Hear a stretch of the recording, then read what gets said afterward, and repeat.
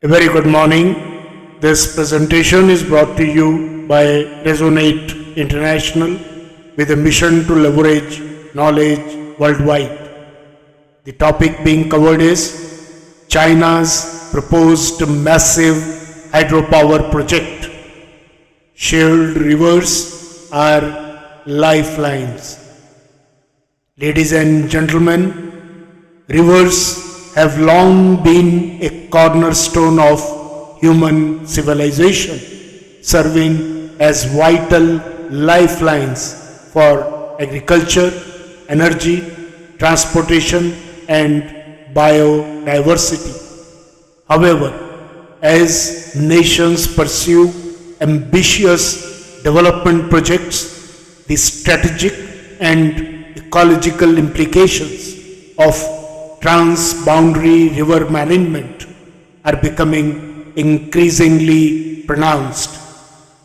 A recent decision by China to construct the world's largest dam on the Brahmaputra River, or Yarlung Zangbo as it is known in Tibet, underscores the critical need for a global dialogue on balancing developmental aspirations with ecological and geopolitical concerns. Let us look at this proposed dam a little deeper. China's approval of a US $137 billion hydropower project on the lower reaches of the Brahmaputra River has drawn significant attention. Once completed, this massive undertaking will harness an estimated 70 million kilowatts of hydropower potential, surpassing the capacity of the three Gorges dams combined. The project, located in the seismically active Tibetan Plateau, presents extraordinary engineering challenges with plans to divert part of the river's flow through 20-kilometer long tunnels in the Namcha Barwa mountain range. While Chinese officials have defended the project as a green energy initiative aligned with carbon neutrality goals, concerns abound among downstream nations, particularly India and Bangladesh. The Brahmaputra is a critical water source for millions, supporting agriculture, livelihoods, and ecosystems. Any significant alteration in its flow could disrupt water availability, agriculture, and fisheries in these nations, potentially exacerbating regional tensions. India and China have engaged in discussions about data sharing on transboundary rivers, signaling the importance of cooperation. However, the lack of a binding water sharing treaty adds uncertainty. The dam's dual framing as a green energy solution and a national security project further complicates the dialogue. For India and Bangladesh, the implications of reduced water flow, sediment deposition, and ecological disruptions cannot be overstated. Let us look at the global context also, where similar cases do exist. China's Brahmaputra project is not an isolated example. Across the globe, transboundary rivers have been sites of both collaboration and conflict. First, the Mekong River. China's series of dams on the Mekong has raised similar concerns in Southeast Asia, where nations like Thailand, Cambodia, and Vietnam depend on the river for agriculture and fisheries.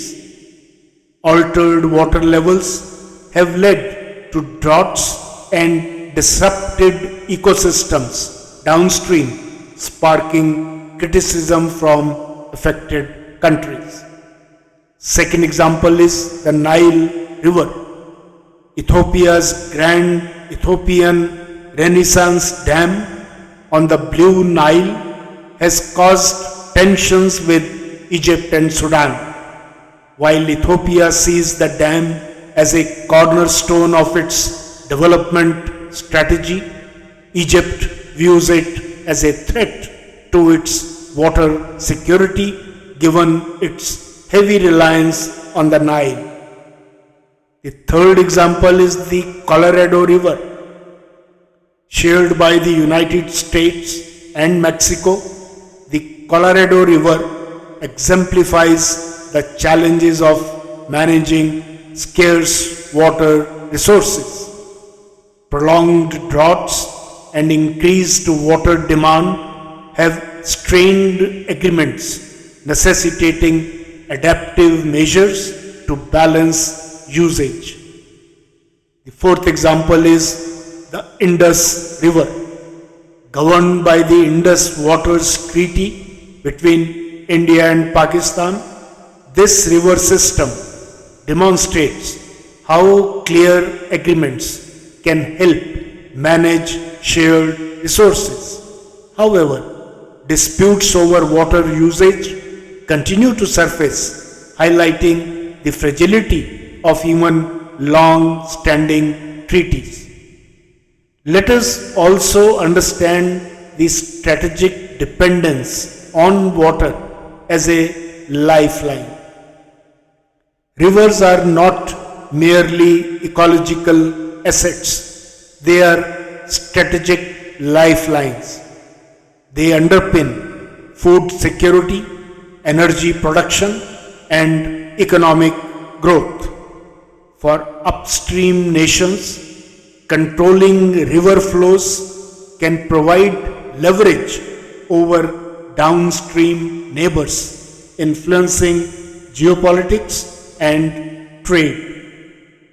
Conversely, the downstream nations often face vulnerabilities that can escalate into diplomatic disputes or even conflicts.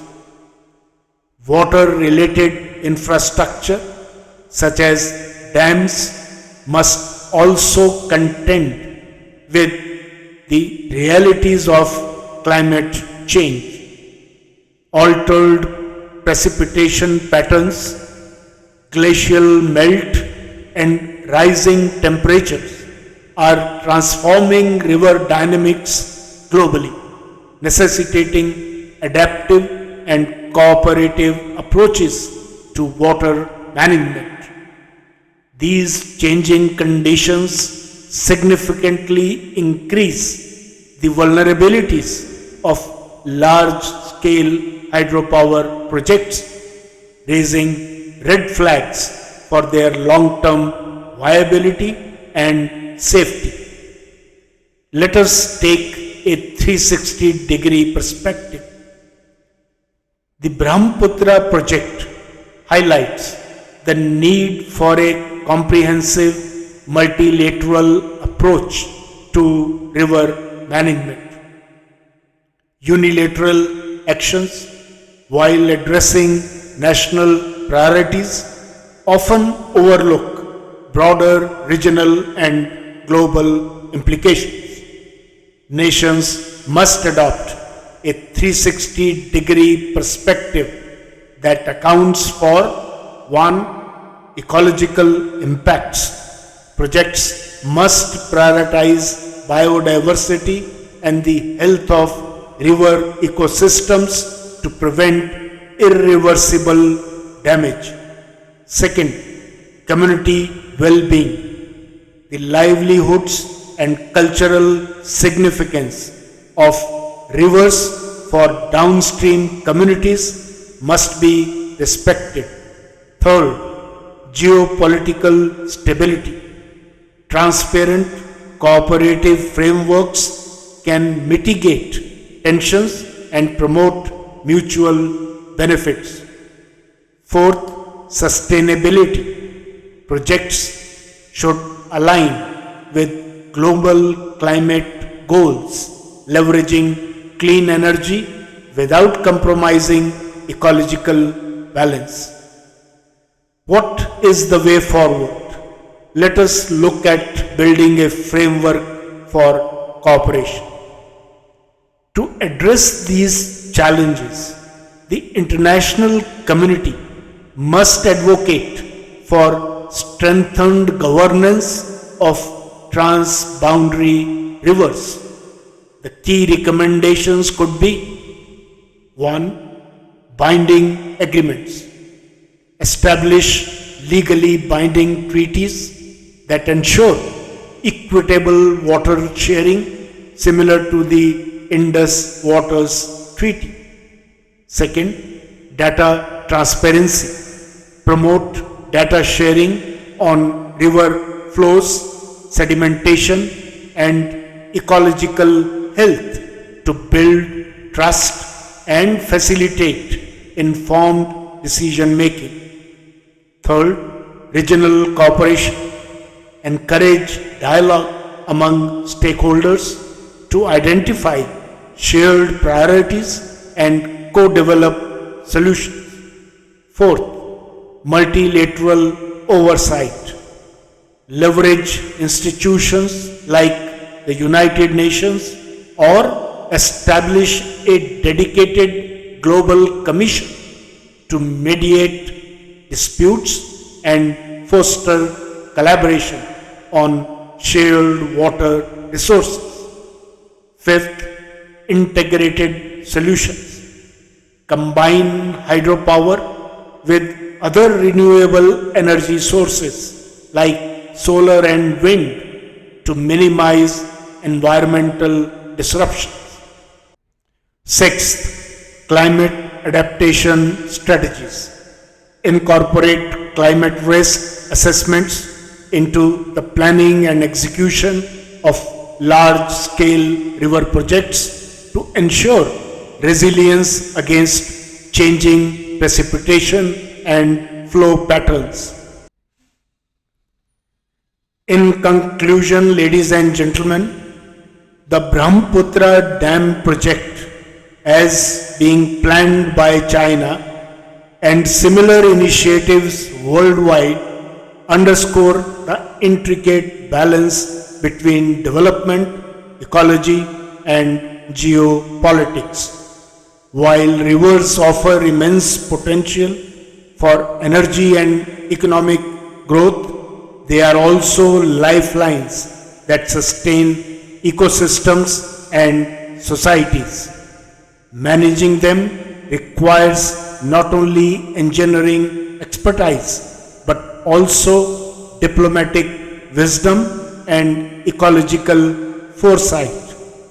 A global framework for river governance underpinned by legally binding treaties and robust climate adaptation strategies is essential to ensure that these lifelines remain sources of sustenance and stability rather than conflict and contention. By adopting a cooperative and holistic approach, nations can transform shared rivers from points of division into bridges of collaboration, securing a sustainable future for all. Good luck, best wishes, and God bless.